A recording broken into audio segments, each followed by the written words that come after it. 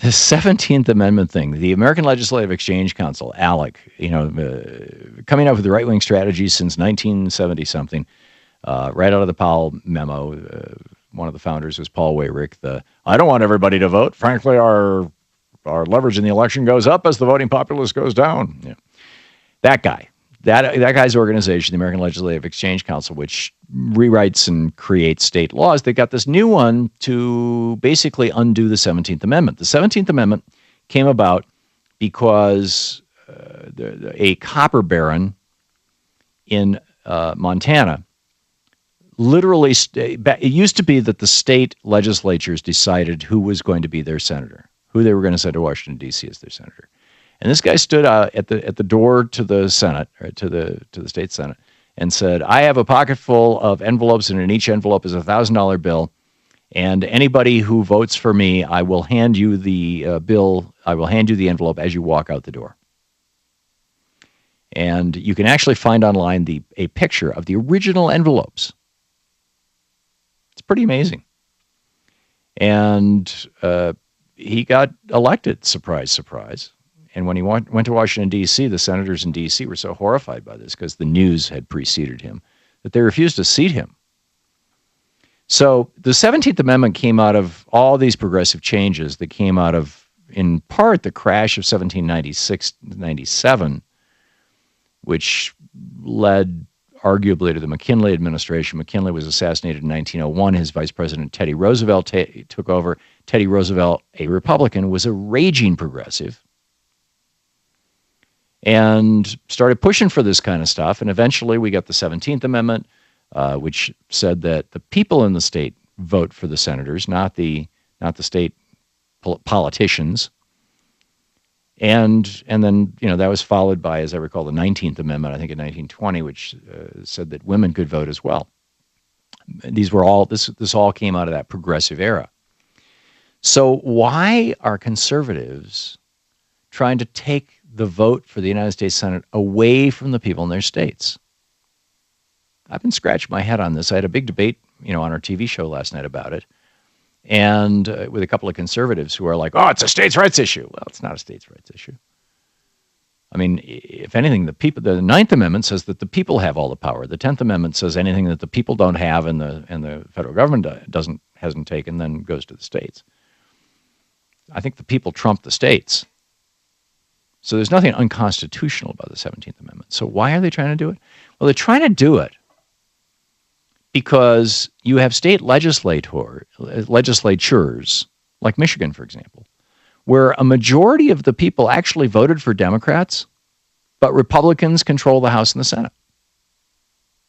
And Michigan's not alone in this. There are a number of states like this where the state appears to be a red state, but actually the majority of the people voted Democratic. It's the same thing with the U.S. House of Representatives. 1.5 million people more voted for Democrats than Republicans in the last election, and yet the Republicans control the House. And the reason why is because of gerrymandering. They redistricted in 2010. They redrew the congressional districts.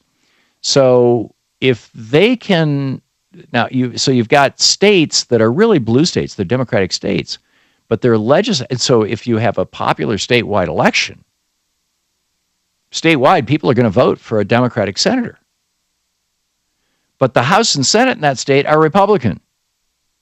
I mean, like in Michigan, you got Debbie Stabenow. She's a Democrat. She represents the whole state. Everybody in the state votes for her.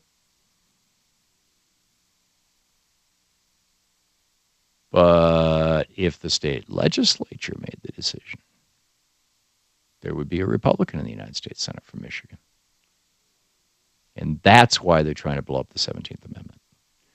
And now that's the minutia of why they're trying to blow it up. Here's the real reason. If Republicans cannot win elections fair and square, they rig the game. That's what it comes down to.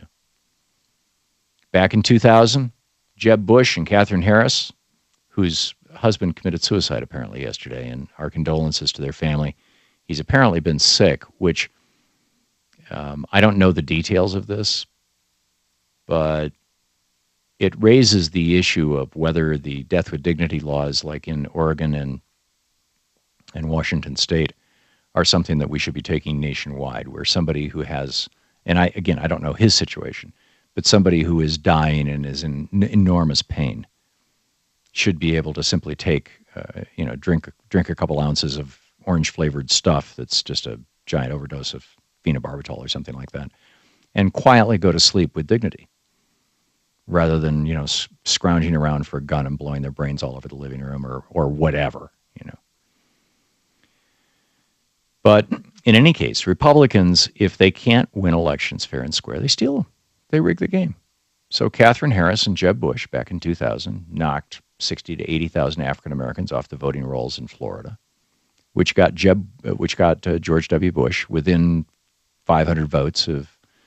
Turns out when they finally did the recount a year later, 2 weeks after 9/11, it was reported in the New York Times that Al Gore actually got the most votes in Florida, no matter how you figured it, if you looked at the statewide count. A little known fact, but there it is. Al Gore, the only president of the United States who was never president of the United States. But in any case, they rig elections. It's what Ken Cuccinelli tried to do in Virginia. And I haven't heard the latest on the AG's race. Maybe Jim will inform me during the break. But it didn't work for the governor and lieutenant governor. I don't know what the situation is with regard to the AG, the attorney general there, the guy who wants to force women to report their miscarriages to the local police department. So they try to rig the elections. They do it with voter suppression laws. They do it with gerrymandering. They do it with cutting down on the number of places where people can vote in Democratic districts and expanding the number of places where people can vote in Republican districts. And now they want to do it by changing how the Senate is picked out, because they know they're a dying party. Demographics are going totally against them.